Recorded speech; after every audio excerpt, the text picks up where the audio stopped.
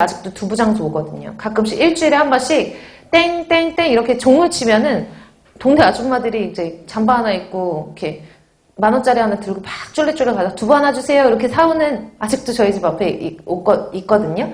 근데 그 아저씨가 종을 치면은 그거를 필요로 하는 사람들은 내려가는 거예요. 근데 이게 쓰레기 수거에서도 예전에 했던 건데 타종 수거라고 해가지고 종을 치면은 그 종소리를 듣고 집안에 있는 쓰레기를 다 갖고 나오는 거예요. 이 타종 수거거든요. 수거효율이 제일 좋아요. 왜? 그러니까 자기가 필요하면 인부가 필요하나요? 아니지. 본인이 다 갖고 나와가지고 그 트럭에다가 실어주기까지 하는데 그쵸? 타종 수거가 MHT가 가장 작아요. 이해가세요? 자, 근데 요즘에 타종수거 본 적 있으세요? 전 두부장수만 봤지 타종수거는 본 적이 없어요. 근데 두 번째, 그 다음에 대형 쓰레기통이에요. 대형 쓰레기통은 운반 차량이 돌아다니면서 종을 치는 거는 아니지만 한 군데다 놔두고 일정한 시간 동안 그 사람들이 직접 배출원들이 거기다 버리게끔 만들어 놓은 거예요. 그쵸? 그럼 얘도 마찬가지로 MHT가 그렇게 큰 편은 아니에요. 이해가세요? 근데 만약에 문 앞에다가 쓰레기를 내놨대. 그러니까 나는 그냥 여기 쓰레기를 문 앞에다 내놓은 거예요. 각각 집마다. 이런 데가 문전수거라고 했잖아요.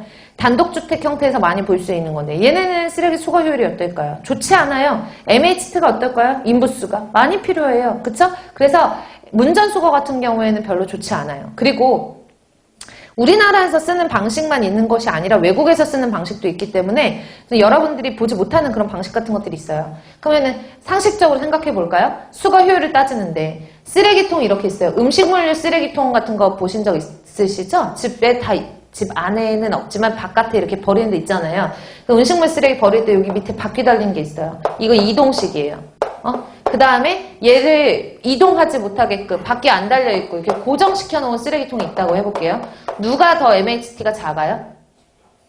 그러니까 MHT가 작을수록 수거율이 좋다 그랬잖아요. 누가 더 편리해요? 이동식이 편리하지. 얘가 MHT가 작아요. 얘는 MHT가 크고. 이해가세요?